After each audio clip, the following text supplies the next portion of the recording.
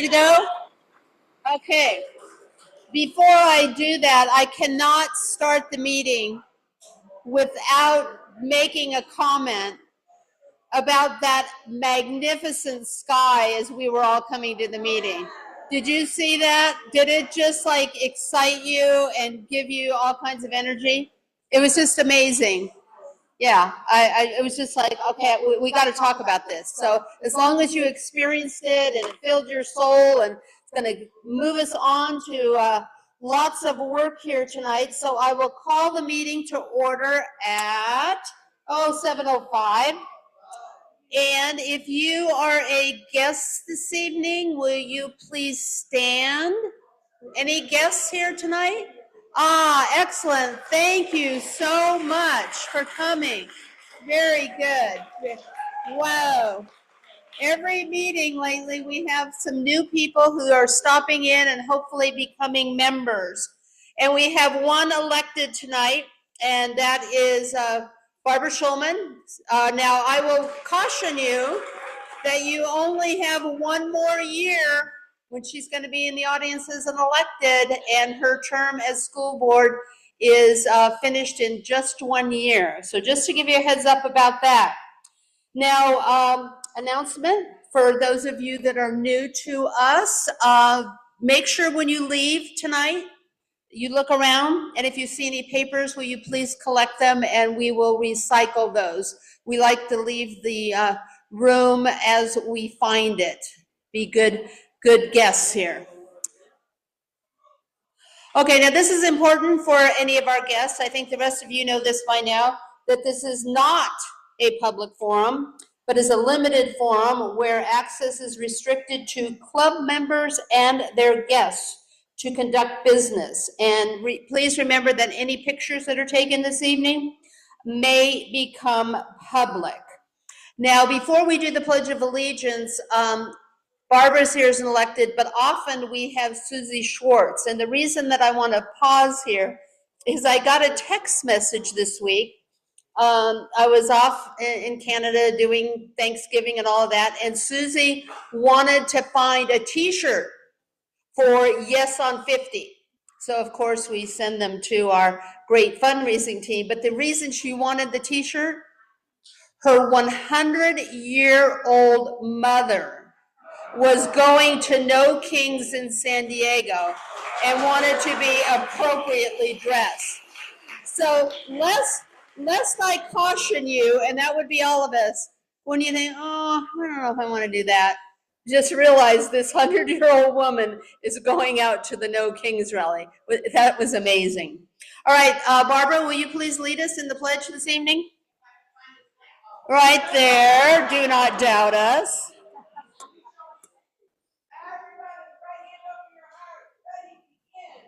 I pledge allegiance to the flag of the United States of America and to the republic for which it stands, one nation, under God, indivisible, with liberty and justice for all. Thank you, Barbara. Okay, so now we are going to adopt a consent calendar, and that would include tonight's agenda. We obviously have a quorum here. The meetings, you can see our Secretary Janice Vatz from the last meeting if you would like to see those. And then let me show you our treasurer's report. This is very exciting. All of you that are in this room right now and who are members have been contributing to our deposits. And you can see that we are doing well. This month we had over $4,000 worth of deposits. And of that, 1,180 has come from our sustaining members. So all of us who are members, sustaining or otherwise, are helping to fuel that money. Now for expenses, you will see we had quite a few big expenses this month, but let me show you that we had 13,000 total. And what that was all about is we've already paid for our room, the room that we're sitting in right now, for the next year. So we're all paid up, ready to go, and appreciate all that they do for us.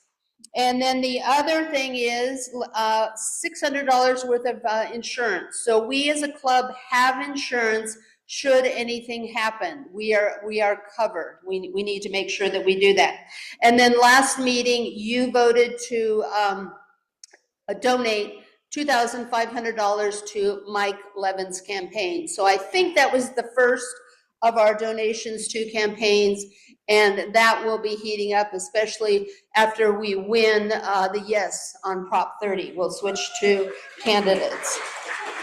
50, what did I say? Oh, yeah, yes on 50, sorry. There's no 30 on the ballot anyway, just yes, yeah, okay. Okay, now, if you have not voted and you are a member, will you please make sure that you go to the back and vote for our reps that will be going to the convention, and then we'll have some candidates that we can support on our level. Okay, so for my report, okay, so that, yes? Sorry? Oh, I announced it, but I will announce it again, that there is a raffle going on down there for the, over where Melora is, for the Halloween basket, $25 Trader Joe gift certificate, and lots of other goodies. So make sure you stop by and contribute, because that also adds to our income. And yes, so for the CADM reps, make sure that you vote this evening, and don't feel compelled to vote for all of them, like, oh, I'm not going to vote because I don't know all of these people, but just make sure you vote, okay? Okay, let's see. So for my report, relatively short, October 1, we had a spur of the moment rally that was all about Prop 50, and many of you came out, and I want to especially thank Cindy Ashley and JJ, because within 24 hours, they created a Mobilize, they created stuff to go out on all of our social media, to email to all of you, etc., and come up with the phrase and come up with the information. So that was a great turnaround, and thank you very, very much. And then No Kings, great success, as our newsletter says. Over 7 million throughout the nation were there. And I talked to a couple people tonight. They had questions and things like that. And I mentioned the newsletter. They go, oh, the newsletter? Well, when does that come out? Reminder, every Sunday afternoon, Monday morning, you should be looking at your email and looking at the newsletter. Cindy and Jackie and Nancy and her crew do a fabulous job of keeping us up to date of what we need to know for that week. So please do, yes, exactly. Okay, now for our committee report, okay, Louise and her team have been working nonstop, so now we are coming to the conclusion, but we have to keep going all the way.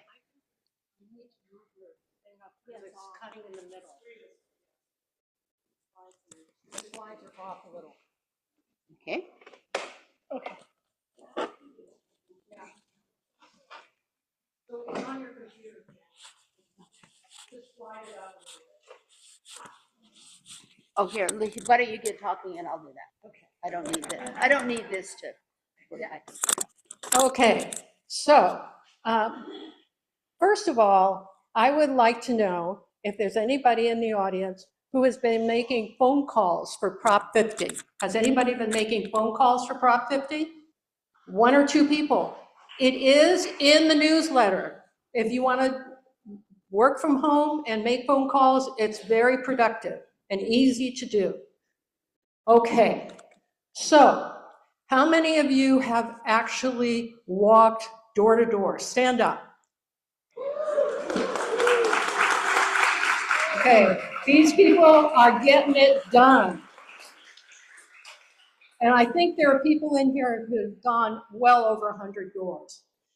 Okay, so this particular slide I wrote when I was really feeling a bummer with what's going on.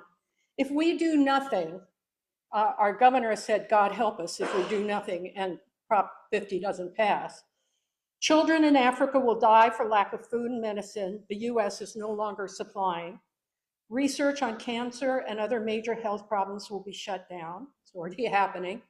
Environmental rules will be meaningless due to a lack of enforcement, also already happening.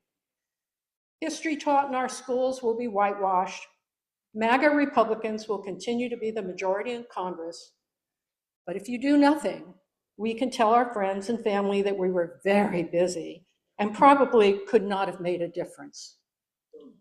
That is not true. Everybody in this room can make a difference. Thank you, Janet. So there's something everybody can do. You can talk to your friends and neighbors about the importance of Prop 50. Maybe not be so dystopian as I am, but a little more update. I'm sorry, it's hard to hold this thing up because I have a bum wing from when I fell. You can put a sign in your yard. If you don't have one, make one. Wear a Yes on 50 button. I think they're selling them and they have signs over there. And you can use the links in the newsletter to sign up and make phone calls or to walk. Go ahead. If you want to make phone calls, this is what's in our newsletter. And if you want the information right now, you can point the camera in your phone at the QR code on the right, and it will take you to the link to make phone calls. So this is very easy to do, and they provide a lot of education and support. So we have been working very hard. Total doors knocked by Canyon Dems between 9/12 and 10/12 was 3,575.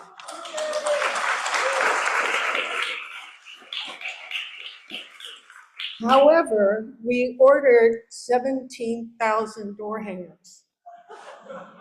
Our walkers are very productive.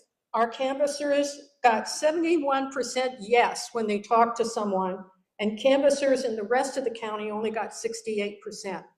So we are the golden-tongued walkers. We gave Costa del Sol over 800 door hangers and paperless to walk. And the DPOC reports that we had 59 people walking between 10/6 and 10/12. 35 were canvassers from our event in RSM, and 24 of them are free-range walkers, people who picked up literature and go out on their own in their own neighborhood or wherever they want to walk. So if you are a free-range walker, would you please stand up? Yay! Okay, now, folks, those of you who have been sitting there are not off the hook, because we came up with a plan while we were sitting around waiting for walkers to come back 2 weeks ago.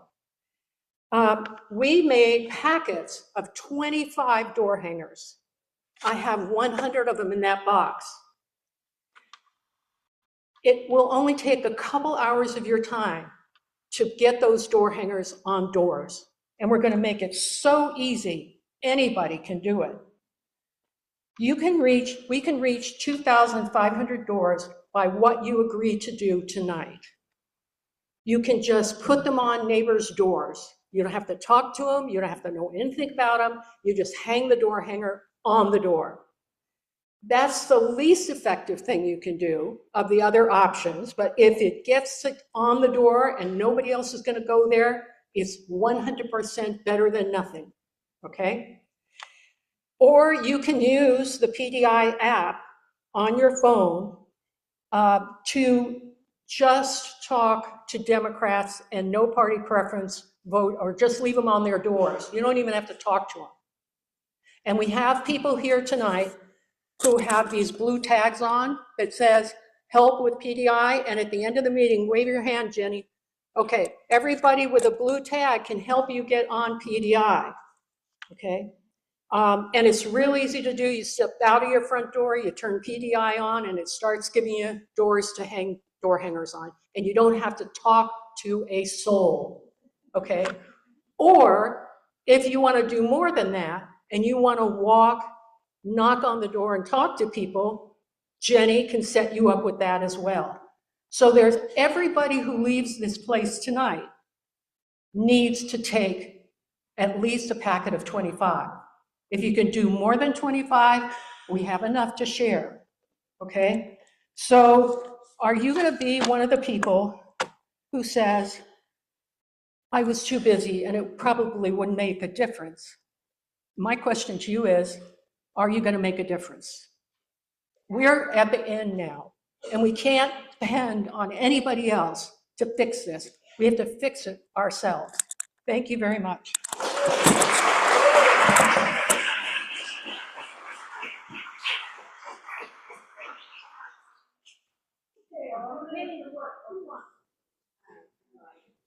There you go. Hello, everybody. Can you hear me? I seem to have problems with the microphone. I'm really technologically challenged. My name is Judy. Yes, Judy. You can't hear me? Hello, hello, hello. Woo! Okay. If you don't know me, my name is Judy Fike, and I am the candidate recruiter and support for our club. I've replaced Janet, who moved up to chair, and I agreed that I would help out with the candidate recruitment. If you'll allow me a minute or so to digress, because there is method to my madness, I just want to tell you a little bit about myself.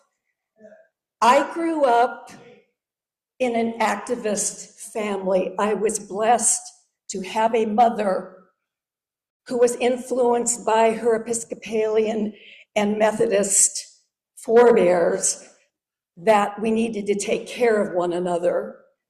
And so our family discussions included civil rights, the murder of the 3 civil rights workers in Money, Mississippi. My brothers thought it was hilarious that whenever I played Cowboys and Indians, and I had those little plastic figures, when I played Cowboys and Indians, the Indians always won. There's my mom, and there's just something in my DNA from a very young age that encouraged me to reach out and to help other people. And I think one of the highlights of my life was having the opportunity, I hope I don't cry, having the opportunity to campaign for Robert Kennedy, not the nutcase now, but his father. I was fortunate enough to go to college in Massachusetts, and a friend reached out to me and said, come on, I want you to meet Senator Kennedy. I want you to canvass for him. And I did that. And it was really a highlight for me. And the day I came home for summer break, the news on the television told me that Bobby Kennedy had been murdered. And I was absolutely devastated. And of course, I went to college in the 60s, so I protested the war in Vietnam. I was involved in the civil rights movements, graduated from college, got married, had kids, got a career, and really didn't think about activism for a really long time. Then Barack Obama got elected, and I thought, oh my God, we have actually turned a page here. A Black man is now the president of the United States. I was euphoric until 2016 when we got Donald Trump. I have a feeling when I'm telling you, you're all nodding your head and saying, oh yeah, I know exactly what you're talking about. So we need to beat these people back, not beat them, but we need to defeat them, folks. And I'm going to try to give you a little, I don't know, rah-rah speech like Louise did. We need all of you to help. You're saying, I can't do it. Yes, you can. Make phone calls. Walk to your neighbors' houses and talk to them. But if we all say, I can't do it, we won't do it. So I'm going to ask you, I have a favor of all of you, finally to the point.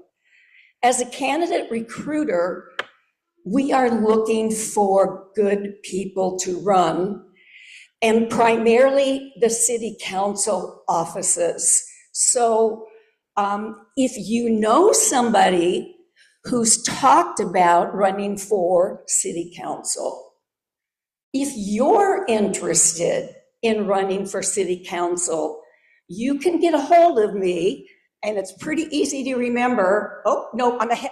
Okay, that's all right. It'll be on the next slide. But there it is. No, that's the wrong. Never mind. Okay, it's on your itinerary. It's candidate@canyondems.org. It's very simple. Okay. We have a process here in this club for running for office. And it's not something that we made up.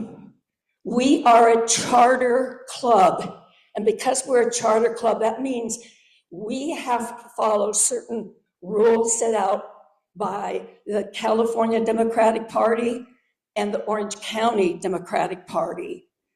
So for one thing, be careful. I can't say we are endorsing so-and-so. I can say we're supporting this person, but only the California Democratic Party and the Orange County Democratic Party, only they have the power to endorse.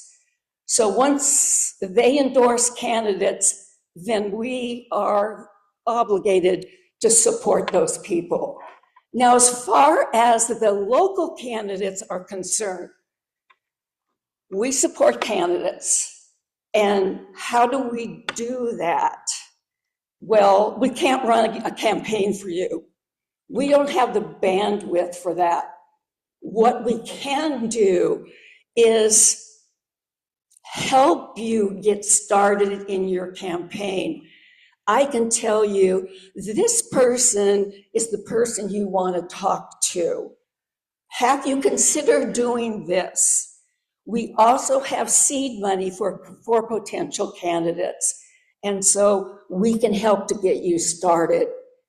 But I'm asking all of you, if you have any questions, please come to me.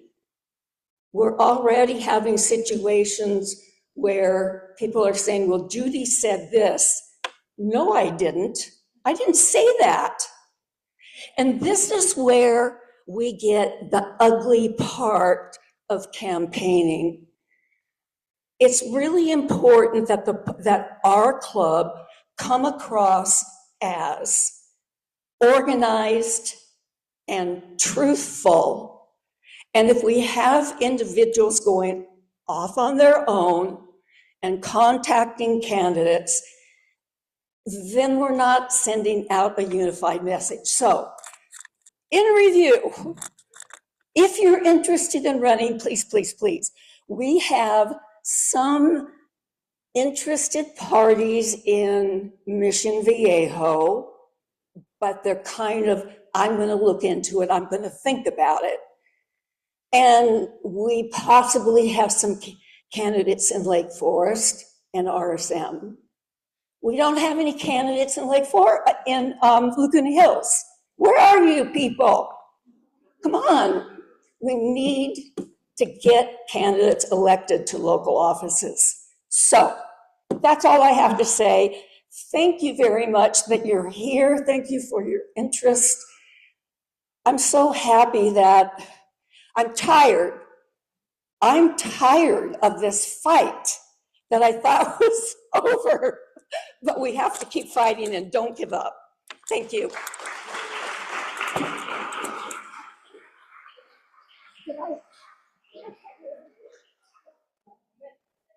Okay, and then for membership, we are up 20 members this month. We're getting close to 800. So maybe some of our new guests here this evening might want to sign up and get us over the hump for 800. Much appreciated. That would be good. And then we should be at fundraising. Oh, no, is it fundraising? Nope, that's membership. Okay, outreach, there she is. I should have known, she's standing over there, right? Exactly. Okay, welcome everybody. I'm Ann Owens. And for those of you who are new, every month our club does a collection for a local nonprofit. This month it was South Orange County Outreach. And you've been extremely, extremely generous. It's a way for us to show the community that Democrats care about people. And it's a way also to get our name out into the community so people know more about us. In November, I'm kind of switching things up from the last few years for Christmas, from what I've done about the last 5 years. This year, we're going to do toys for tots. And what they need are toys for little kids, like toddlers, teenagers. I know, they're so easy to buy for. And they will take gift cards to Target and Walmart for $25. I'm going to tell you this because this is going to be your goal. Last year, I did a collection like this. This club gave me last year $2,000 in gift cards. So I was overwhelmed. So that's a big bar I'm setting for you. Also, last year I got a lot of bikes. So I asked the Marines basically if they still would take bikes, and they said, oh, we would love bikes. So if you are bringing something like a bicycle or a Barbie house, something that's big, please do not bring it to the meeting next month. Go to Ann Owens at cox.net and tell me and bring it to my house, and we will put it in my house, because the Marines are actually going to come to my house and pick everything up for me. So I'm hoping we can have a huge, overwhelming collection of toys and gift cards that we can give to them. Okay, thank you.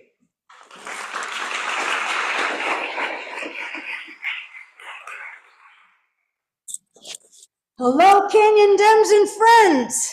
How you doing? Guess what? 377 days until the midterms are over.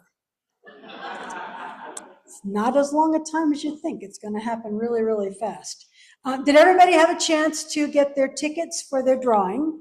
We have a cool Halloween basket, and it's got a 6-pack of Oktoberfest beer and a $25 Trader Joe's gift certificate. If you didn't get a chance, raise your hand and we'll make sure somebody gets to you. Okay, we got somebody in the middle. Can we get somebody over here? Okay, and somebody over here. Patty's got it? Okay. All right. So we have a sustaining donor program. And basically what that is we have some members that are able to give a little bit more than their regular membership cost. And so they give an extra $5 or $10 or $500 a month, whatever they can afford, and little bits of money add up. And so now we are at the point where we have, that's right, $11,885 just from our sustaining donors. So if you're a sustaining donor, raise your hand, because you have made that possible. That's enough to support 2 or 3 candidates to the amount that the maximum that we're allowed to give, right? Is it like 2,500 is the max? Different for, okay, well, that'll support a lot of candidates. That's impressive. So thank you, thank you, thank you. Okay, is the big announcement next, Miss Janet? Yes, it is. Okay, I'm so excited. Our Richard O'Neill brunch, it's named for an OG Republican, and our speaker is going to be John Bowser Bauman. We are so excited. And here comes, okay. And if you don't know John Bauman, he used to be with Shanana. Remember Shanana? Everybody dance. Who remembers? Who remembers? Come on, raise your hand if you know this song. Rock and roll is here to stay. Come on. All right. But now he's the president of the Social Security Works PAC and also the vice chair of the DNC Seniors Council. So he's got cred. So he's going to be our speaker. We are so excited that we're going to have him. And because we've got a terrific speaker, we are probably going to sell out this year. We have a limited number of seats at the O'Neill Brunch. It's a lot of fun. We have a great time.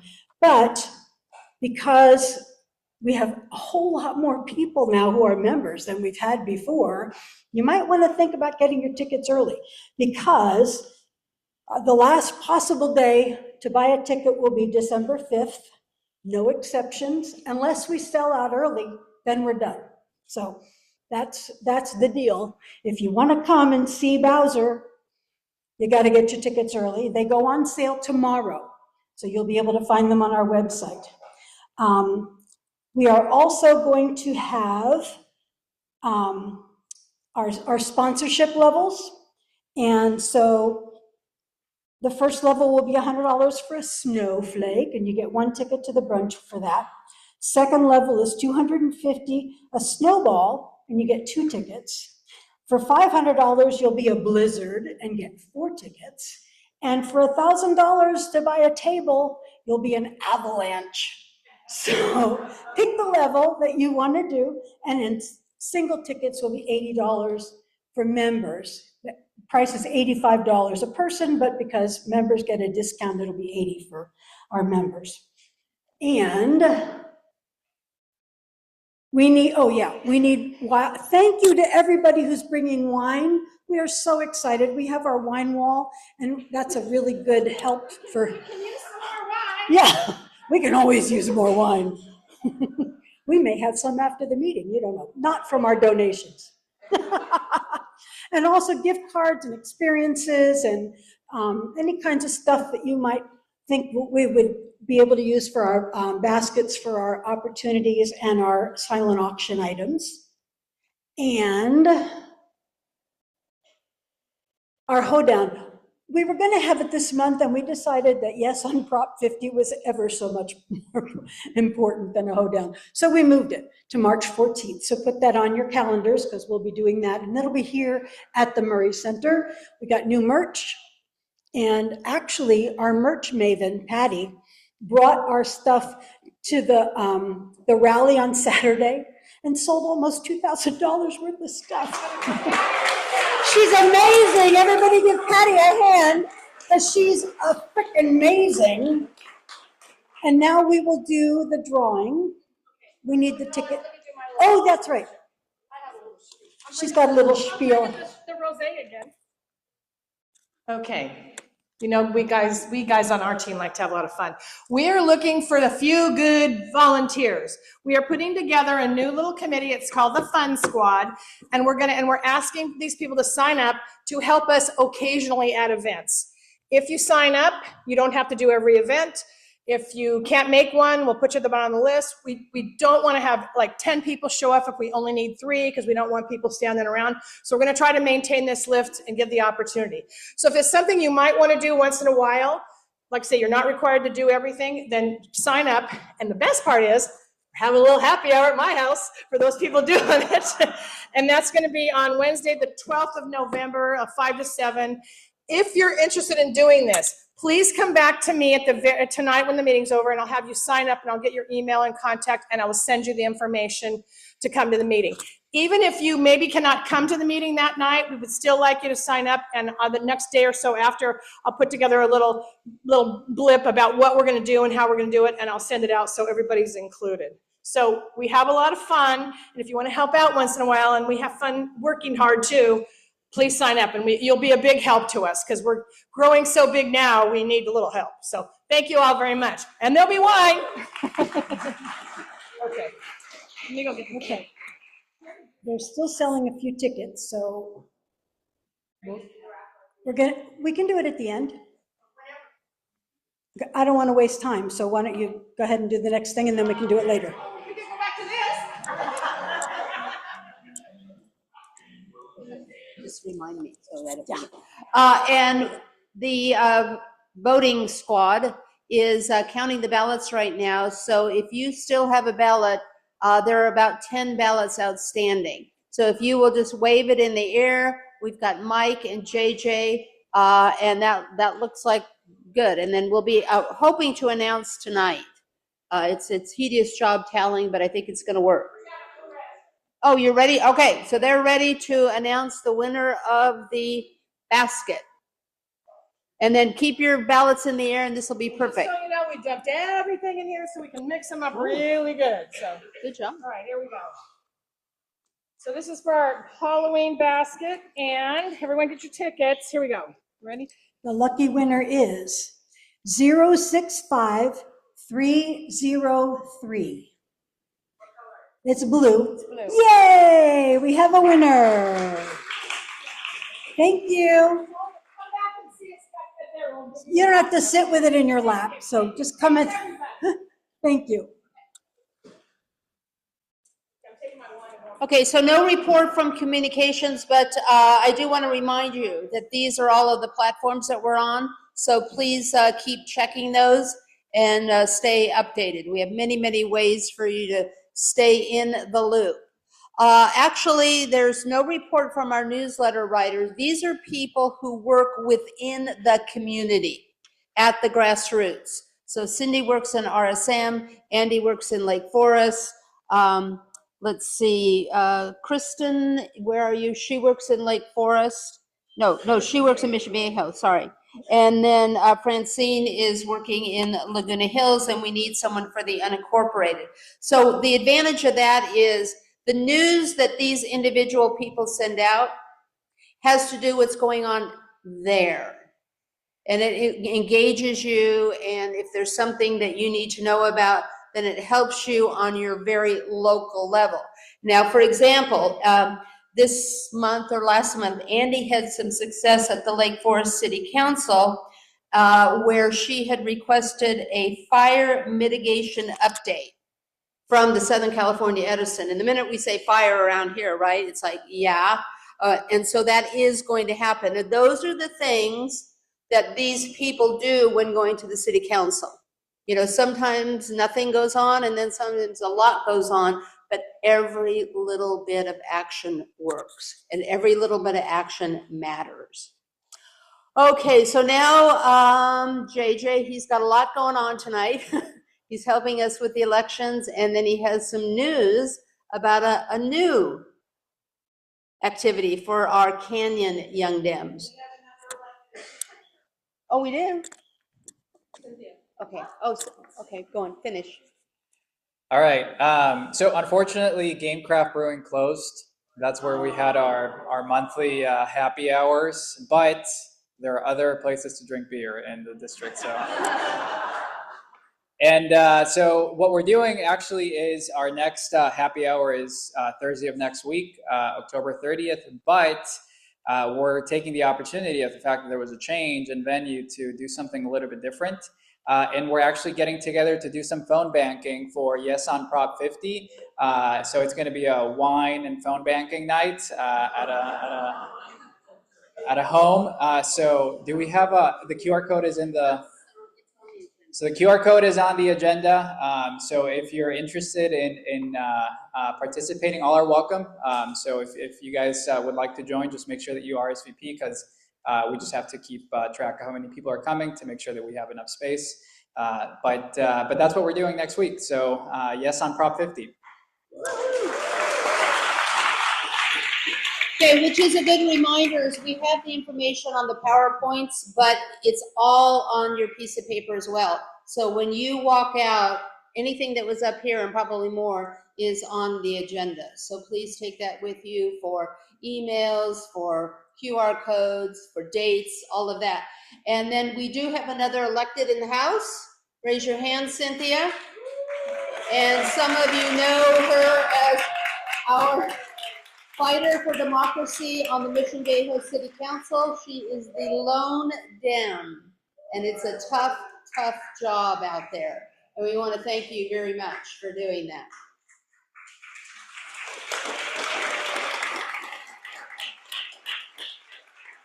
So in just a minute, I'm going to take a 1-minute break to get Dr. Barnes's PowerPoint up here on my computer.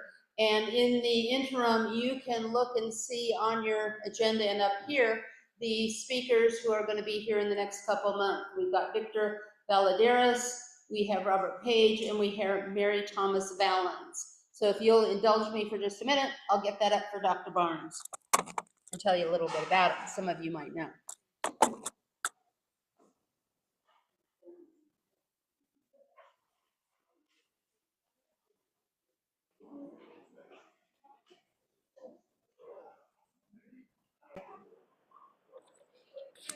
Okay, thank you for your indulgence, and thank you to Dr. Barnes, a professor who just kind of helped me with the technology in true teaching form. So thank you very, very much. Okay, so a little bit about Dr. Mario Barnes. How many of you have heard Dr. Mario Barnes before? Yes, he does a lot of speaking. And has come to UCI actually as a former dean and professor up at the University of Washington School of Law. And then he has come down here to UCI as the Chancellor's Professor of Law at UCI. He's nationally recognized for research in legal and social implications on race and gender, and a leader in seeking to build strong connections between empirical studies and critical race theory. He writes, he teaches, as we can attest to here this evening, and he does teaching for criminal law, constitutional law, national security, and other areas. And we are lucky to have him here tonight because we are all very concerned, are we not, about the death of the rule of law. Well, he's got some information for us that hopefully we leave here a little bit buoyed, but then also cautious. So let's hear from Dr. Barnes. Thank you so much. Thank you so much to Janet and to the Canyon Democrats for inviting me here to speak. I have to say, as somebody who teaches and writes in constitutional law since January 20th, the question I have received, and I've received it in various forms, but it's some form of the question, are we in a constitutional crisis? Are we on the brink of the death of democracy?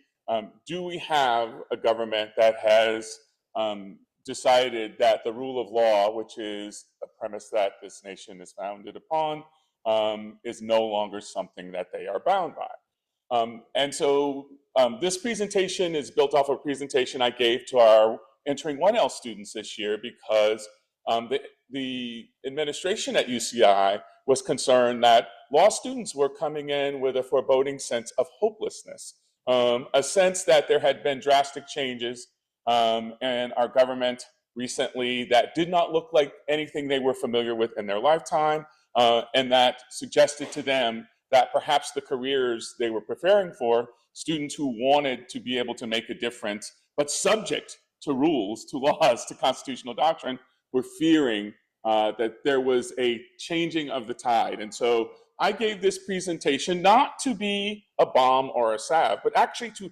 educate them so that they could answer for themselves the question, are we in a constitutional crisis? Are we at the end of the democracy as we know it?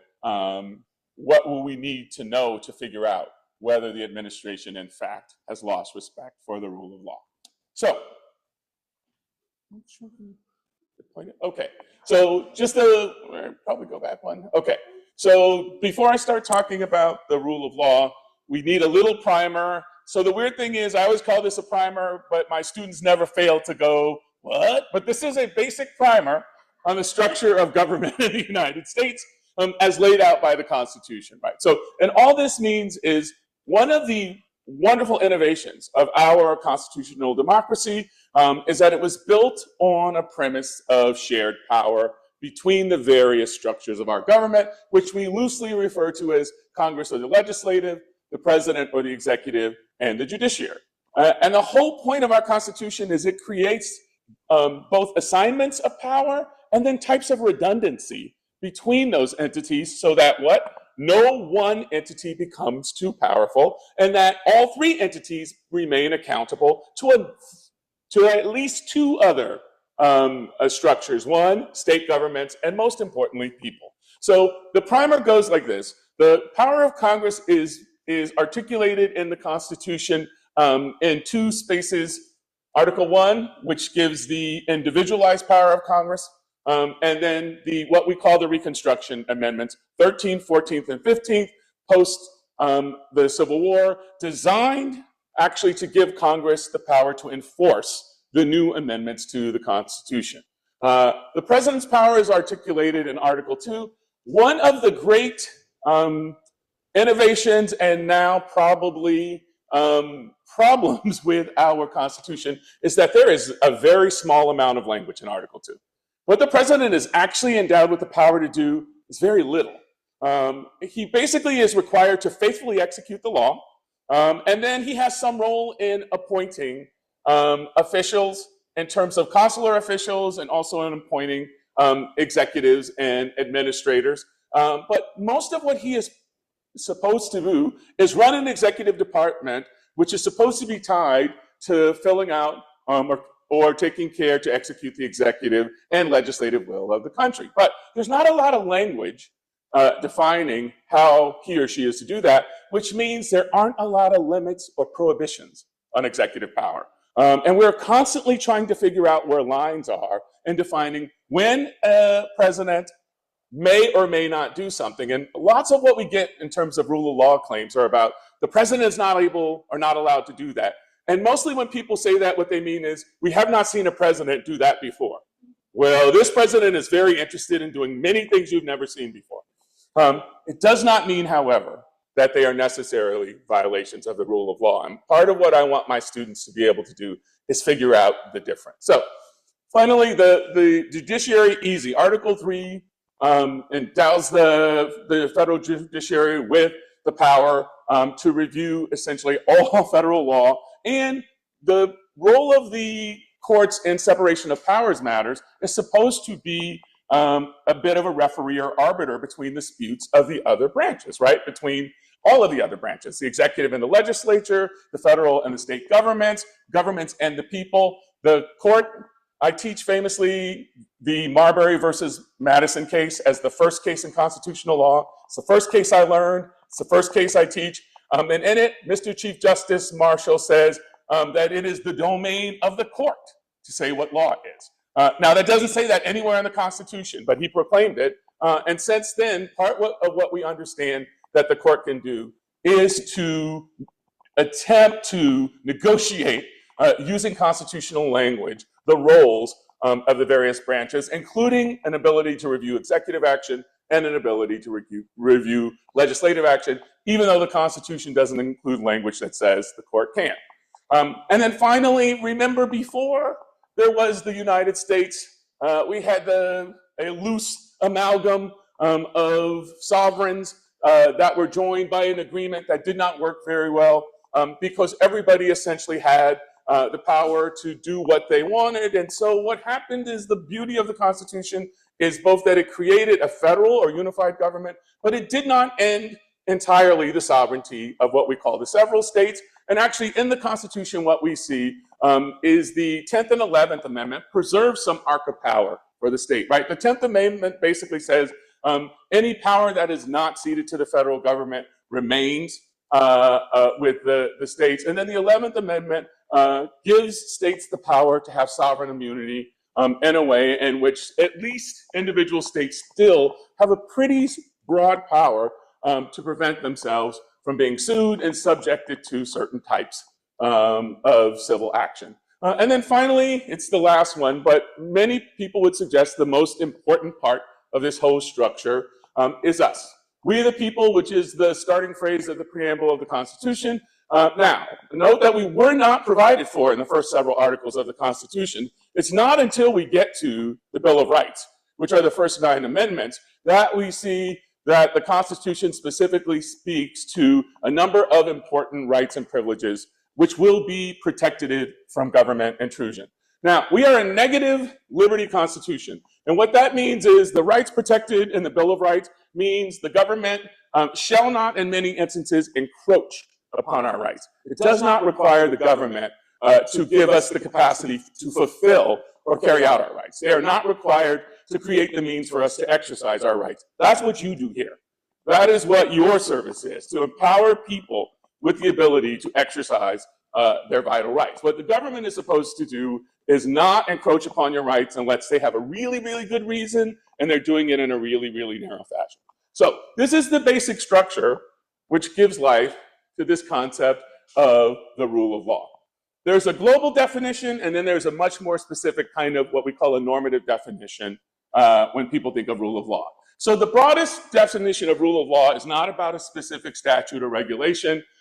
It's this concept that there are, in a democratic society, norms and institutions which embrace universal principles that require in any government accountability, just law, open government, and accessible and impartial justice. This is a global standard. So when we used to have something, so I spent many years, 23 of them, in the United States Navy, and we had something called ROLI, Rule of Law Institute. Part of what we did in those years was to send legal teams around the world to try to convince other countries to invest in democratic structures. And when we would use principles such as this global definition of the rule of law to suggest to them that rule of law was about a broad commitment societally to a set of norms that would produce, we hoped, a Republican form of government, or at least a commitment to a representative one where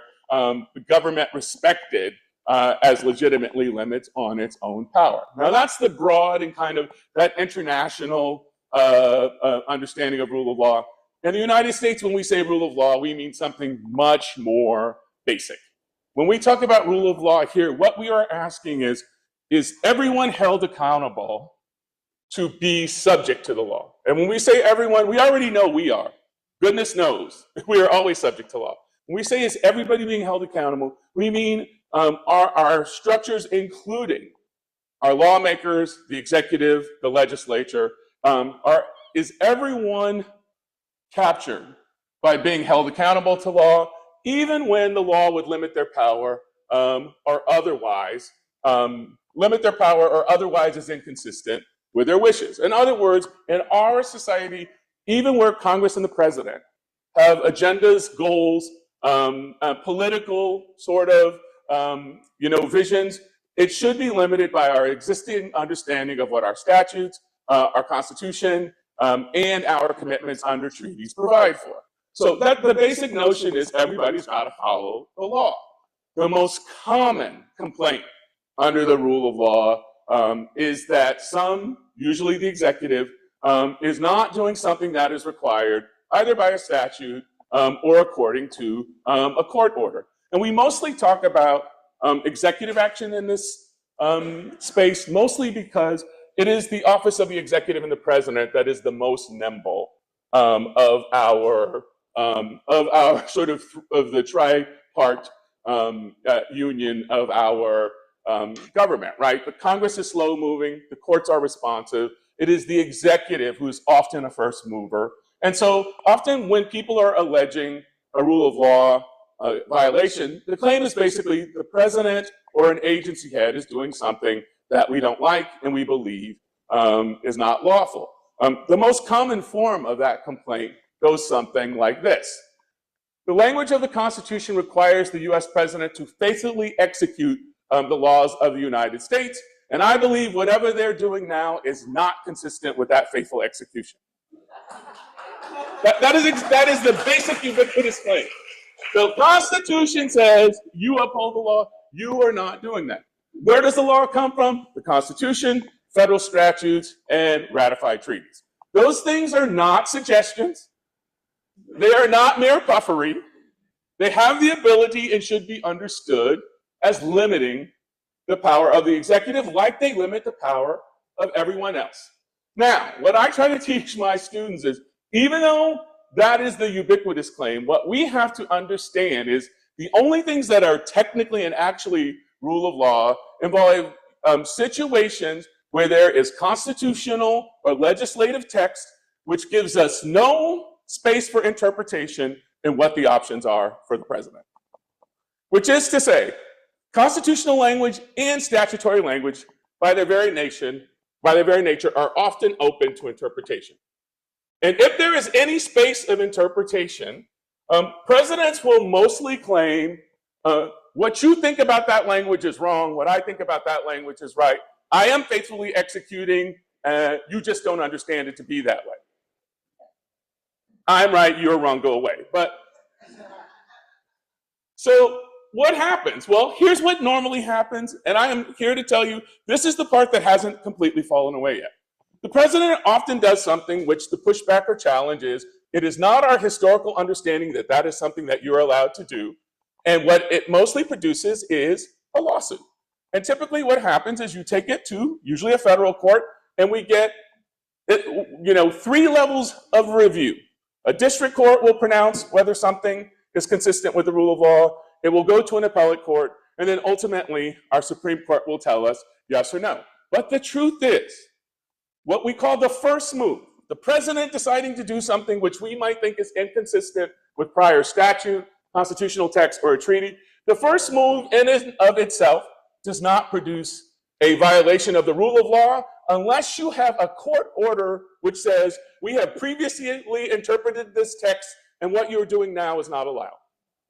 So unless there is on all fours a court order which says you may not do the thing you're doing, it is not clear that there is a rule of law violation. You cannot get technically a rule of law violation until such time as a president or an executive actor has acted and then been told by a court that their actions are inconsistent with the state of the law. And at that point, what should happen is the action is enjoined, which means stopped, stayed, temporarily held in abeyance until you get a pronouncement by an appellate court and ultimately the Supreme Court. Now, here's what used to happen all the time.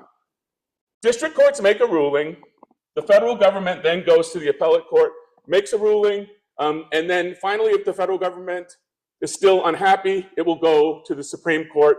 That is how most of the cases got to the Supreme Court. That is not what is happening since January 20th of this year. So what's happening since January 20th of this year is there's been quite a few district courts that have ruled against the presidential action as lawful or enjoined it or stayed it. And then what happens is the Department of Justice or the Solicitor General move immediately to move the matter to what we call the emergency or shadow docket. The emergency or shadow docket is a place where the Supreme Court has historically decided a handful of cases a year on an emergency basis. Typically 20 to 30 cases a year get entertained on the shadow docket. I think as of today, the Trump administration has made 120 appeals to the shadow docket. That means 120 times they have disliked something that's happened in a district court, and instead of waiting to litigate it in the tried and true manner that we typically do, they basically are going into the Supreme Court and asking them to do something or undo something. It is actually the part of this that is producing a bit of a problem for constitutional scholars, because until quite recently, we used to tell our students that things that come off the shadow docket have low precedential value, right? They're supposed to be unique emergency items for which their value in governing future cases of this kind is more limited than things that come up through our regular appellate process. And the Supreme Court used to endorse that. They do not appear to be doing that anymore. So here's what I have to tell you that is why I term this, why we are not, why there's not been the death of the rule of law, at least not for now. The thing that I should tell you all is President Trump is not unique in his desire to execute power that may or may not be inconsistent with the understanding of previous cases or the constitutional text. All presidents at some point will do something for which it is arguable that they are acting outside of what we understand as the approved way to do that if we are going to say they are faithfully executing. And it does not matter if you are a Democrat or a Republican, all presidents make claims that attempt to expand presidential power. So my former life was as a judge advocate general in the Navy. The example I give my students all the time, which has captured every president since Nixon, is the War Powers Resolution. I like this room because you actually know what that is. Unlike my students. You will remember in the wake of Vietnam, what we get is a joint resolution informed of the War Powers Resolution, or Act of 73, the intent of which was what? To force the executive to check with Congress before it did major military deployments. We did not want another Vietnam, right? The accidental war. Actually, technically, it's not a war, it's a conflict because we never declared war. But the whole point of it, so what does it require? It requires when the president deploys arms or troops of a certain type that they must make a report to Congress. If they're going to be there more than a certain number of days, they must come back to Congress and seek approval or risk having it defunded. And so every president since Nixon has said some form of the War Powers Resolution is inconsistent with my authority as Commander-in-Chief of the military and head of foreign affairs for the nation. Most presidents since Nixon have taken some action which a commonplace reading of which suggests violates the War Powers Resolution, meaning that the claim would be, well, you didn't follow the reporting requirements, you did not seek congressional approval of this, and the conflict continued on. And what every president says is, this is consistent with my Article 2 power. Congress says, well, the War Powers Resolution passed dutifully under Article 1 is a valid law that you're violating. The only way for rule of law purposes we could really decide this would be for the court to tell us whether it is the congressional power in the War Powers Resolution or the executive power in Article 2 which prevails in these instances. What has the Supreme Court said about this? Nothing, never. They have never been willing to hear a challenge of the War Powers Resolution. So every time a president does something which is inconsistent with the War Powers Resolution, the question of whether there's a rule of law violation is on the table. It cannot be answered until you get a court. The current president would say, no court but the Supreme Court, I would imagine. He seems to have a bit of disrespect for the rulings of district courts. But nothing but a determination by a court that some action violates the War Powers Resolution, what the court would deem to be a legitimate exercise of congressional power, would work. And so what I tell my students is a lot of times what you're responding to is the notion that what the president is doing is captured by two things that give you pause. One, he's doing something that other presidents haven't done before. That immediately gives us pause because we think the reason they haven't done it before is because it's ill-advised. Two, he's doing something inconsistent with the way that you interpret the statute or the language of the Constitution or the text of the statute or the treaty. And the truth is, it may be the case that you're right, but until you get a court pronouncing that you're right, it is not a rule of law violation. It is just some executive action that you don't like very much. Okay, so we have some other recent examples where people make claims that, well, what the president is doing is a violation of the rule of law because it's inconsistent with the prior readings of other presidents.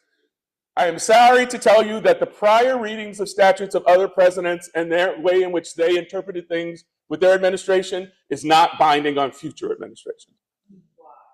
It's not. Until a court says that it's something that violates an existing statute or the Constitution, it's not binding. So lots of what's happening now is disturbing people because it is inconsistent with what we have seen in the past. That alone does not make it a rule of law violation. So here's examples from our most recent Republican and our most recent Democratic president, both cases where both were accused of violating the rule of law. So with President Trump in his first administration, we had the Muslim ban. He used an executive order to suspend travel from 7 majority Muslim nations for individuals attempting to come into the US. A president had never done so before under the statute he was using. The Immigration and Naturalization Act allowed the president to place limited restrictions on immigration related to a security threat. But a president had never said before that you were a threat to security because you were attempting to enter from a particular nation, which he deemed many would argue, based on his beliefs about the faith of a predominant group of people, to be dangerous. And so many people say, that's a rule of law violation. The INA doesn't give him that power, and moreover, it's a violation of the First Amendment to discriminate against them based on your belief about their religion. So I would have said, well, it's not a rule of law violation until the court tells us that he's violating the INA or the Constitution, because even though no president has done this before, that alone is insufficient. What did the court say in Trump versus Hawaii? His Muslim ban was constitutional. Why? He said that the language in the statute that Congress delegated to the president allowed him to assess the security threat of those who were attempting to immigrate or to come into the country, and that, this is my favorite part, despite the fact that when he was running for president, he had made derogatory remarks about Muslims and the Islam faith, they said they would not use that as evidence of an immoral or improper reason for the ban when he made the claim in the papers that he was doing it for legitimate security reasons. So they rejected that there was a constitutional First Amendment problem based on discrimination based on religion, and they said the statute itself, the statute basically says, President, please assess the security risk, said the statute itself deferred the power to him. I read that and thought to myself, this is a really broad reading of that statute, but it means that the president was not wrong, at least in terms of a rule of law violation, when they acted to create a Muslim ban that many constitutional commentators, including myself, initially said, this is terrible and it's absolutely a problem, and many said a violation of the rule of law. It's not a violation until you get the court to agree that he's acting outside permissible power. Now, funny, that court that could not see the president acting beyond the scope of his authority in the Muslim ban case came out to a very different conclusion in the debt cancellation case, which is Biden versus Nebraska. So here what you had was a statute that allowed the president in times of emergency to waive or modify student loan debt. So what Biden interpreted that language in the HEROES Act as allowing him to cancel student loan debt because of COVID-19. And the court in that case said the words waive and modify do not mean cancel. And the president is acting way outside of the scope of the statute and intentional in suggesting that, in fact, there was a problem with the president not following the law. And then they created something that suggested in the future, we will be very concerned when the president uses limited statutory language to perfect large political change. They made it up. It's now called the major questions doctrine, which is to say the court says if the president, now here's my thing. Why is it that canceling all debt creates or triggers the major questions doctrine, but they didn't even mention anything when creating a Muslim ban happened 5 years before? It would lead a more skeptical person to suggest that the court is politicized. I, of course, cannot say that to my students and do not say that to my students, so I seek to find other legitimate ways to distinguish these cases when I can, and not today. Okay, so my whole point to you is that some of this is not about politics, Democrat or Republican, but the answer may be political, which is to say, when is it that the court will find some action to be legitimately within the scope of power of the executive versus when they will not? I will tell you historically, the court has not been so politically captured. And the only thing I mean by that today is it has been a very long time since we have had a 6-3 conservative majority on the Supreme Court. For many years, we've had 5-4 in either direction. And actually, all it ever took was one justice of an opposing view to shift sides. And there were a lot of justices in the past, Justice O'Connor, Justice Souter, from time to time, Justice Roberts, but not a lot, Justice Kennedy from time to time. What we have now is a solid majority of 6 conservative justices. So even if one of them could be moved, it does not change the outcome of most cases. All right, so I'm now going to do to you what I do with my students, which is give you examples where I get you to try to figure out, based on what I've just told you, how we should think about this in terms of the rule of law. So these are all based on real scenarios. So there's a president who requested from Congress that Congress authorize the U.S. to conduct airstrikes in a region engaged in a military conflict. The House of Representatives voted on it and tied, which means the resolution does not pass and they did not authorize the airstrikes. After the Congress failed to pass the resolution, the president then authorized the airstrikes, claiming to do so pursuant to his Article 2 authority as Commander-in-Chief and the head of Foreign Affairs of the Navy.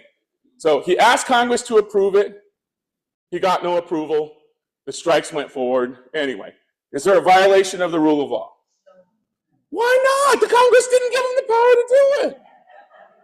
What's wrong with you people? He went to you mean the Congress is just useless? He went there and said, please give me oh, okay, I'm not supposed to ask you that because you're not supposed to answer it that way. So you're not going to be so easy to trick as my less sophisticated students, but you're absolutely right, and it's the devil's in the details. So this was an actual case, Campbell versus Clinton, and it was based on Kosovo, and Campbell was a congressman and came forward and said, the president just violated the rule of law because he violated the will of Congress who denied him permission to do this. And the court actually says, not approving something is not the same thing as affirmatively denying something.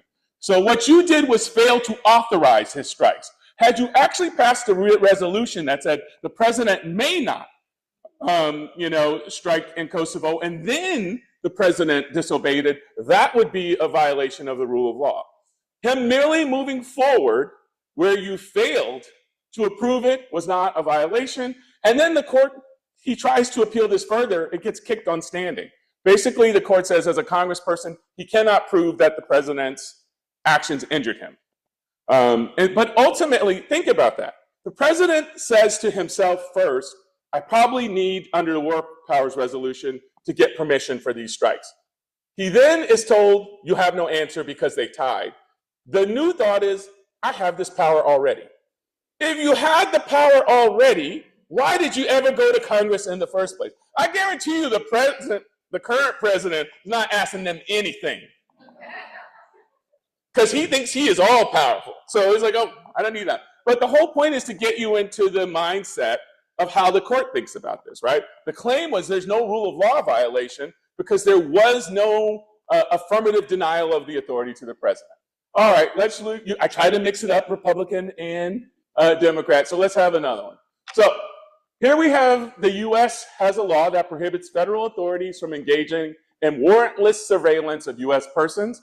This principle was first articulated in something known as the Keith case, or United States versus United States District Court, and later codified in a statute known as the Foreign Intelligence Surveillance Act, or FISA. Under FISA, non-US persons may not, basically may not be surveilled unless you have a warrant. Foreign persons can be surveilled without a warrant. US persons cannot.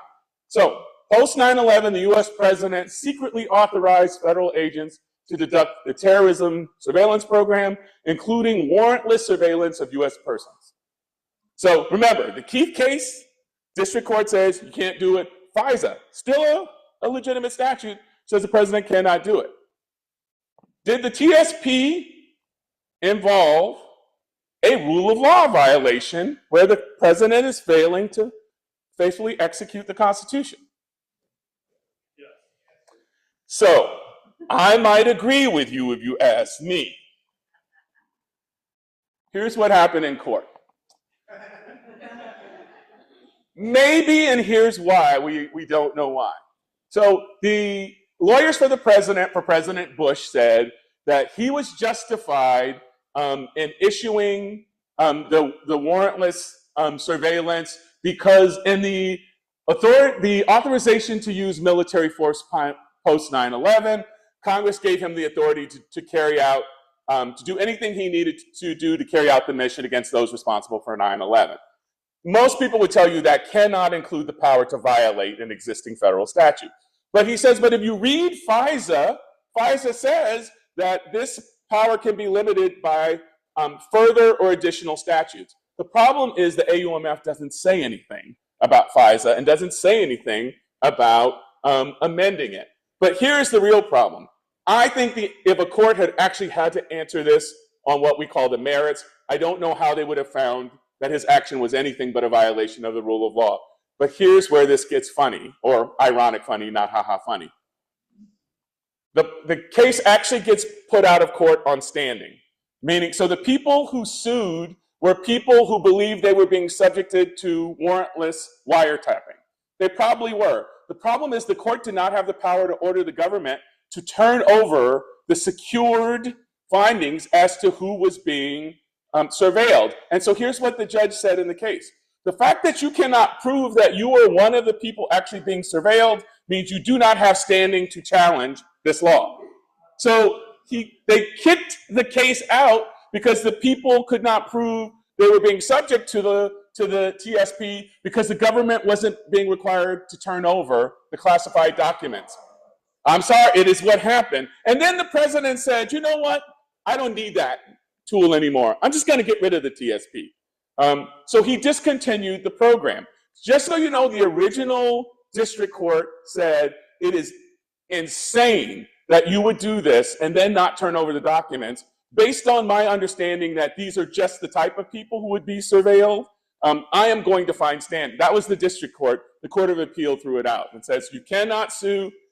There's a similar case in California that's terrible in a different context, police brutality. There's a famous case in Los Angeles called the City of Los Angeles versus Lyons, where a person was injured by a police who put him in a chokehold, and the person sued to enjoin, which is stop the police from using chokeholds. And the Supreme Court said to that plaintiff, Mr. Lyons, you cannot sue to stop this because you cannot prove that you will be a future victim of another chokehold. And in order to, unfortunately, that is, in other words, so he could get relief or damages for the past chokehold, but he couldn't sue to stop you. You guys look very disappointed. I understand. So my point is, this one I actually think would have been, had they actually been able to review it on the merits. Why? There was a district court case that went to the Supreme Court that said the president may not do this. Congress used that case to pass the FISA statute. Congress clearly had the power to do it. It is absolutely the case that the terrorism surveillance program was violating the mandate of FISA. That is a violation of failing to faithfully execute if you can get a court to be able to review the matter on the merits, which also can be a problem in these cases. Okay, so here's what we have going on now that my students are running into my office to talk about and say, Professor, isn't this a rule of law violation? So, first one, Judge Murphy of Massachusetts has made a claim that DHS deported migrants to South Sudan without proper notice or opportunity to object that they were previously, where the administration was previously ordered to not do so until they were given due process. The administration seems to be maintaining that they did not get the notice of the order prior to the plane taking out. These pesky things called facts seem to suggest that that's not true. To the extent, if it is in fact true that Judge Murphy issued that order and that the executive department, Department of Homeland Security was aware of it and that plane took off anyway, that is in fact a rule of law violation. You have been to, that is the equivalent of you asked us and we told you no. Not there was no decision. But the claim is, here was the problem with that case.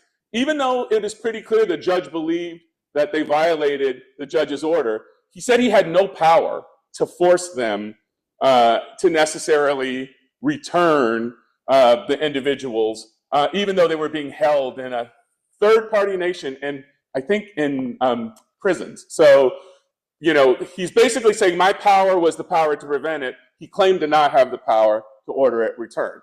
So this one has been a problem more recently, and this is something that falls right within my bailiwick. When I was a JAG, it was not even questionable that there are at least 2 statutes that prevent using military individuals for domestic policing events. One is something we call, that governs the military, posse comitatus, right? That's the name of the law that says we can't do it. There's also something called the Insurrection Act, right? Which says the time in which you could do this would be when we're in a period of insurrection. There's also a little known exemption to this for martial law.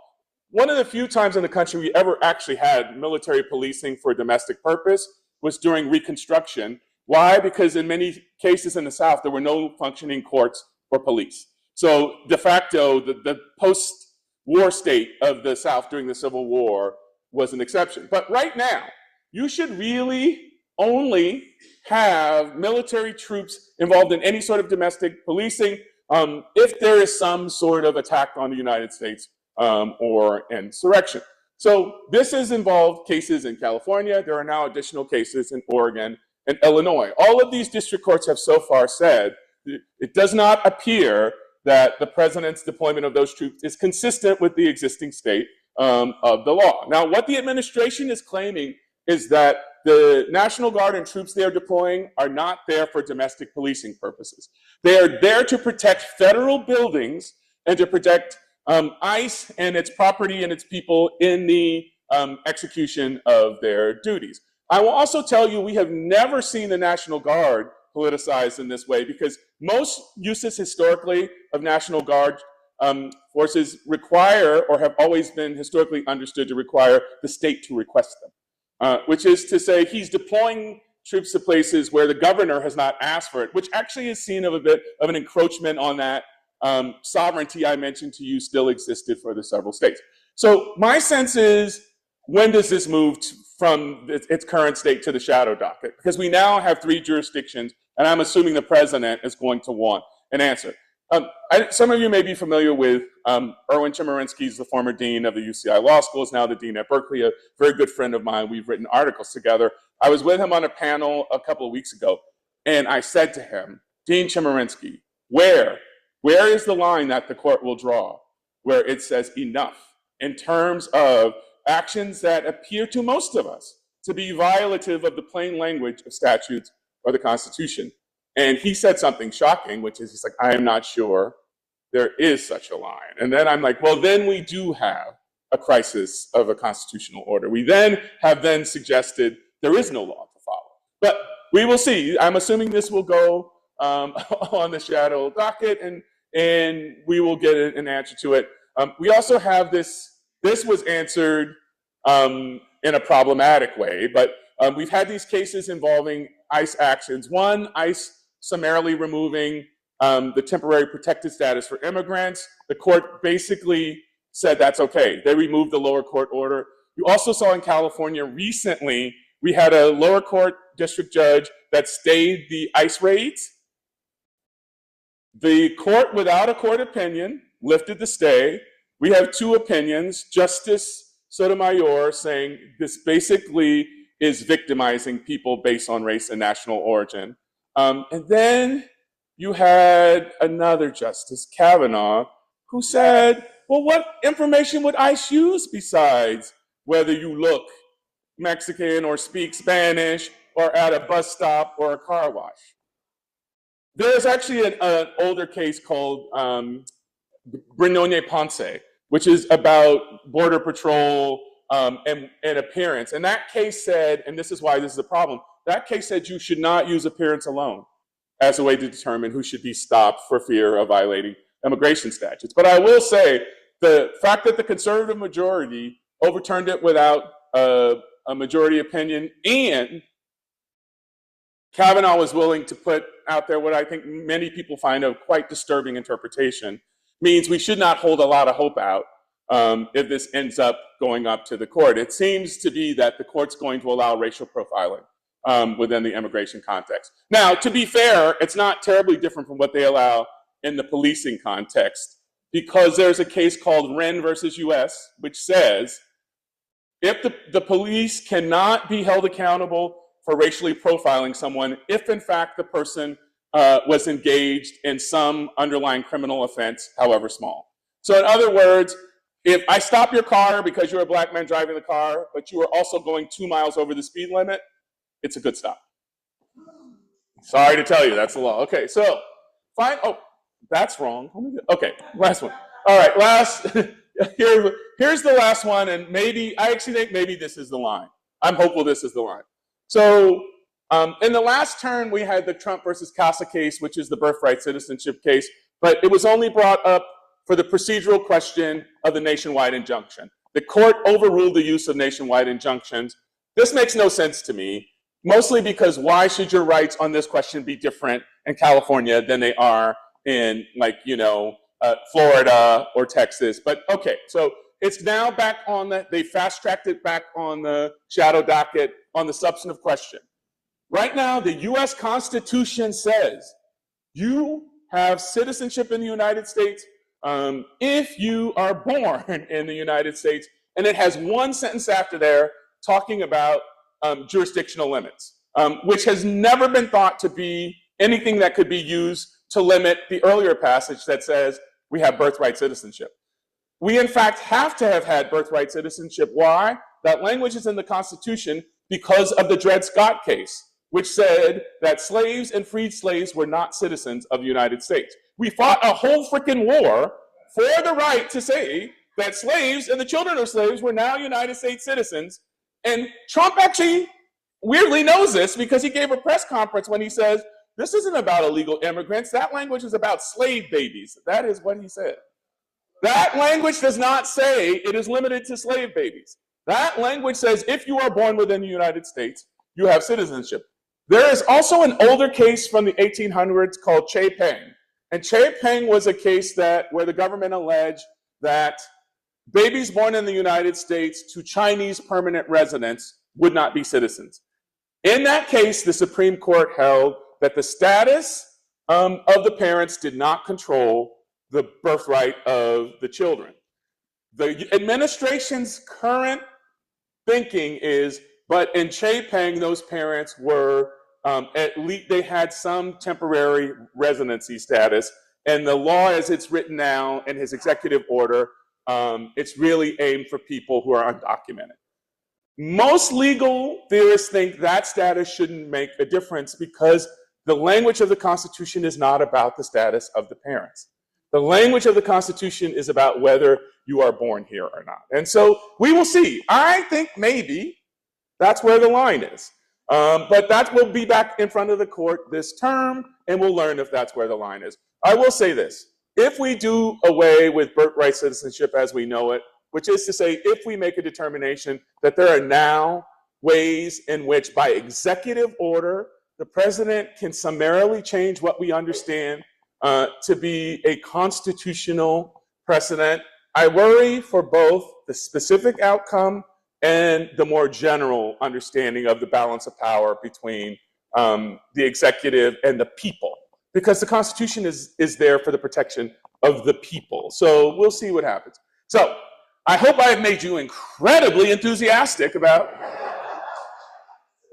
the fact that not everything that a president does that we disagree with, that in fact may be out of line with the common interpretations of constitutional or statutory text, is a rule of law violation. There is some room for a president to act inconsistent with previous presidents, even inconsistent with our own understanding of the text.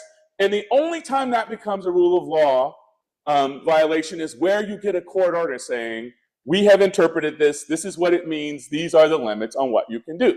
So rule of law violations exist only where it is that there's already been a judicial determination as to the understanding of the limit on their power. The thing I try to get my students to do is to not overreact to every sort of action and try to work through the difference between the legal and the normative understanding of what's happening. A lot of what's happened since January 20th in a kind of common sense normative way is upsetting because it is inconsistent with what we understand as historical practice, and it seems to be targeting people in a way that we've never seen before. However, well, I didn't even think to just say it's morally wrong, but that's pretty much in some ways a given. But in terms of how we're supposed to move forward, we are supposed to move forward hopefully trusting that when in fact courts do say what you've done is inconsistent with our interpretation, that what will happen is what has always happened, that the executive will comply. I will tell you though, and I'm writing something right now with Erwin about this, The only thing historically that has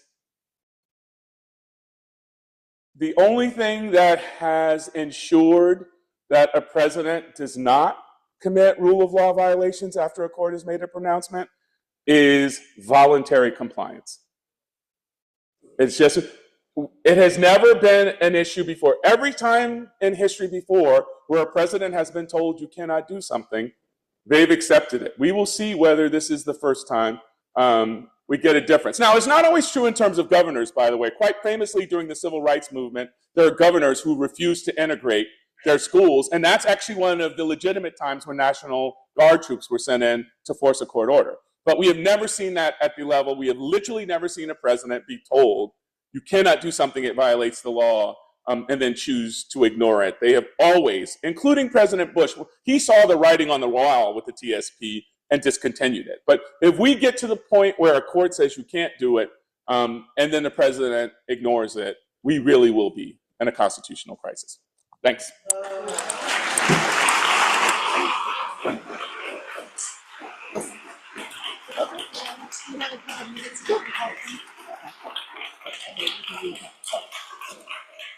Does anyone have any questions for Dr. Barnes?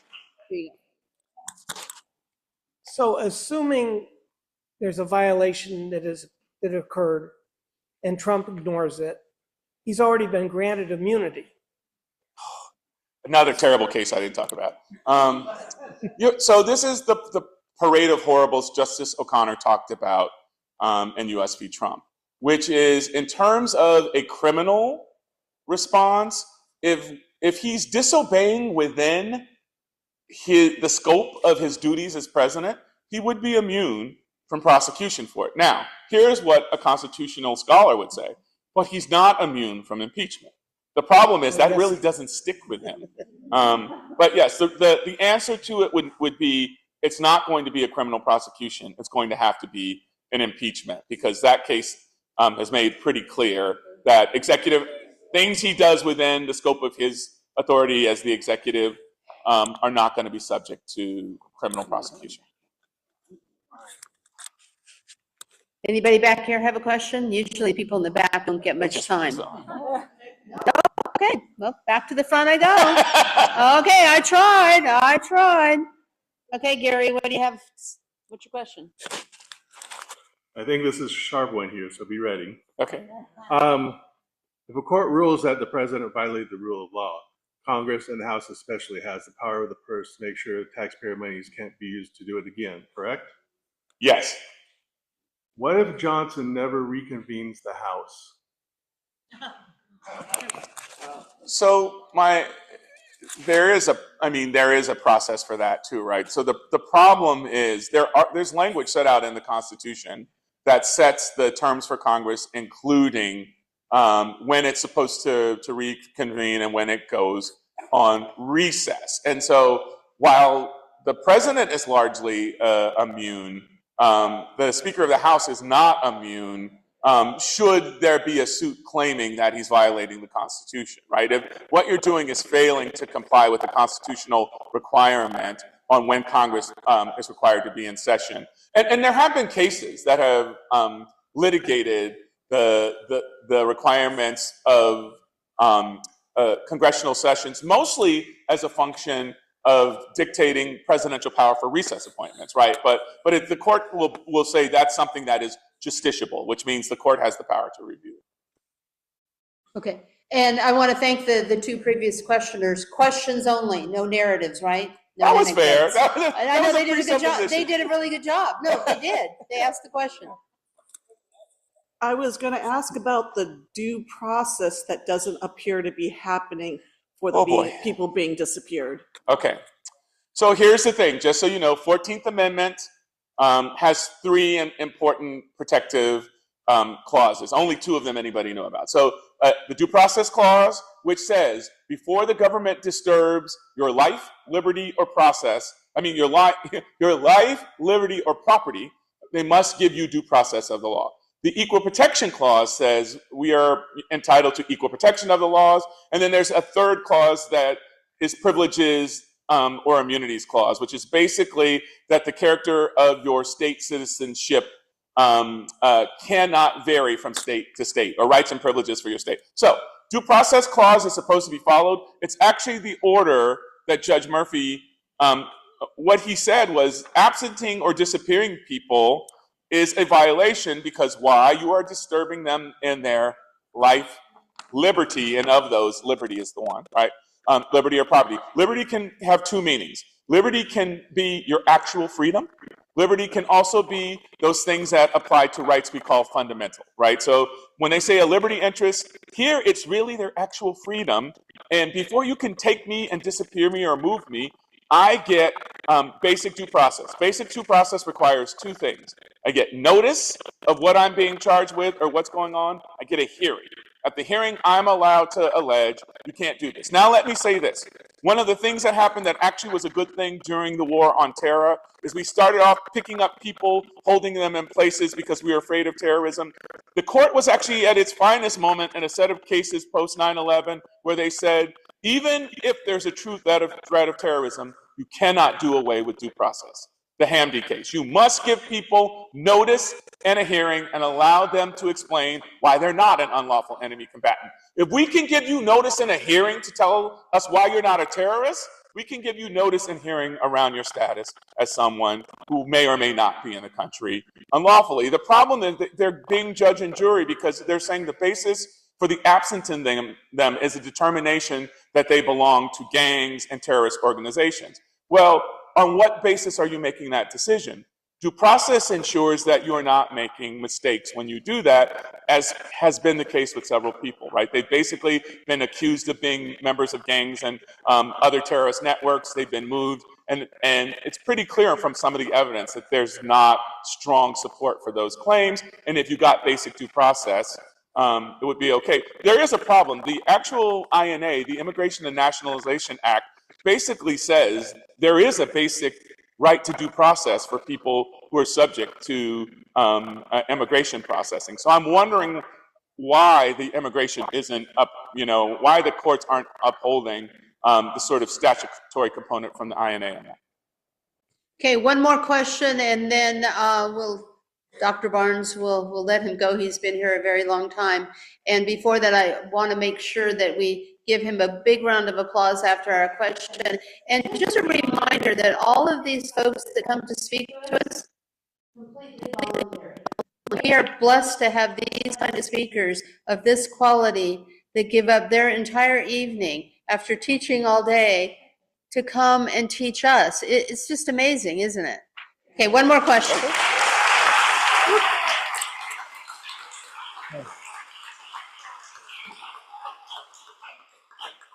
Thank you again. And I had a question around due process. If we think about two very recent events, one is ICE on rooftops shooting people with pepper bullets who are peacefully protesting, and one died and a number were injured.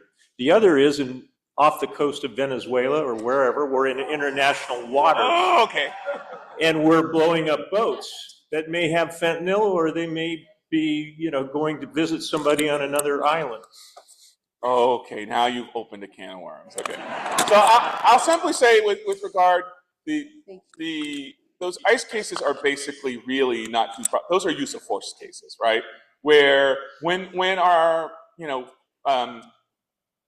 federal agents limited in the force they can use, basically it's the same kind of rule that governs policing, right? You're not supposed to use force unless you yourself understand there to be a threat, and the force is supposed to be proportional to the threat, right? And so the problem is the allegation would be excessive uses of force. There's a problem with that though, right? Because it's very, the Supreme Court has been very deferential to police agencies in deciding what level of force is necessary and in deciding when the threat exists. The real issue there has been the protesters claiming there was no threat of violence or there was peaceful protests, and the claims that there needed to be no use of force, where the administration claiming, the folks in ICE were being placed under threat. So that's really an interpretive issue, not related to due process.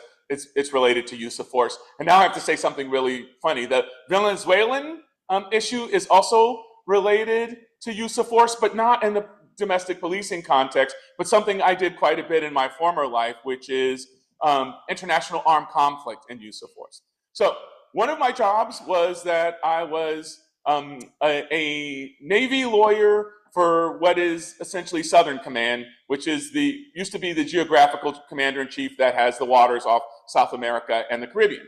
As a lawyer for Southern Command, my job was to watch the tactical environment and threat environment and request the ability to use force when we were allowed to use force within the drug interdiction mission.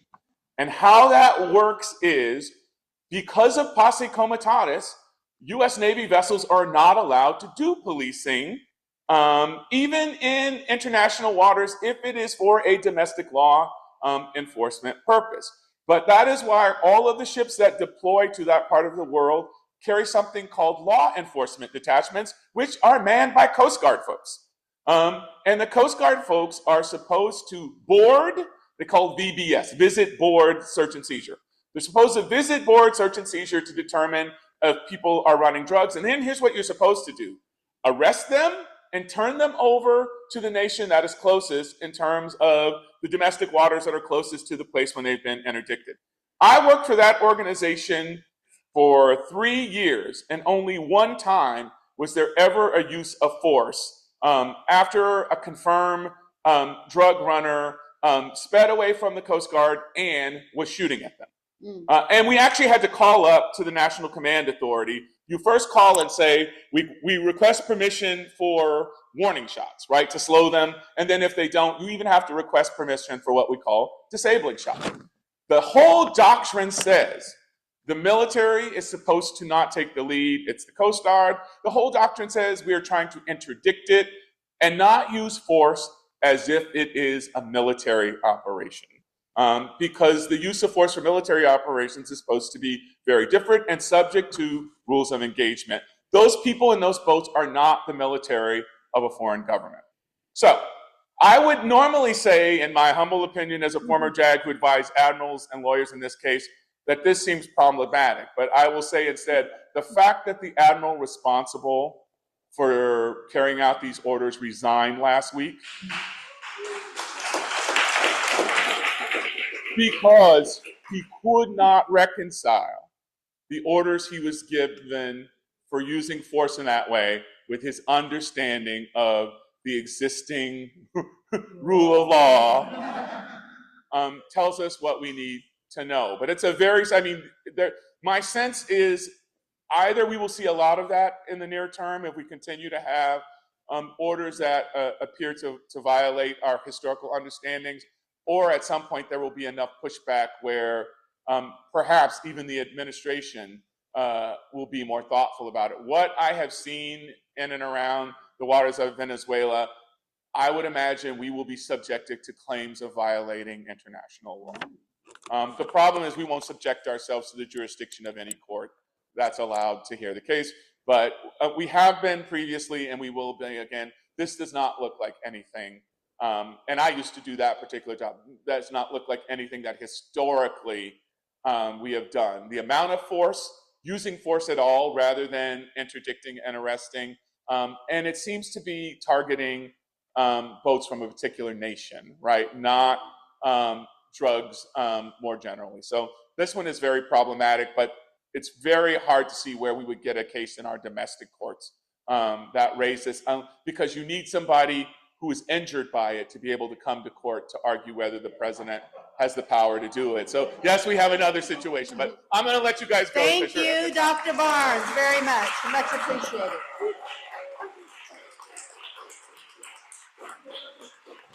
We have one more order of business. We have the result of the election here. Thank you very much. And thank you for your patience. Okay, the result. Yeah. Okay, so the results of the election tonight, we have for the 71st, our representatives will be Peggy O'Neill, Jim Batts, Ken Johnson, Patty Ebel, Joe Simon, Cindy Ashley, Mike Ebel, Michelle Graham, Dan Graham, Nancy Aziz, Judy Fike, Nancy Livingston, Carol Voronovich, Jacqueline Martin, Sam Penrod, Stephen Nelson, Justine White, Randall Simmons, Walt Lawson, Stacy Holmes, Kristen Wilcox, Corinne Akahoshi, and the alternate will be John Papa Pietra. For the 72nd, we have Ted Pearl, Heather Gilbert, Kathy Udich, Janet Segner, Ann Owens, Herb Cohen, Marty Lubetkin, Herb Chatterton, Allison Turbich, and the alternate will be Francine Toth. For the 74th, we have Marion Simon. Thank you all for voting, much appreciated, and thank you to the election committee for all their work. If you need help figuring out the directions for distributing flyers, go see the people over on the side by the blue poster.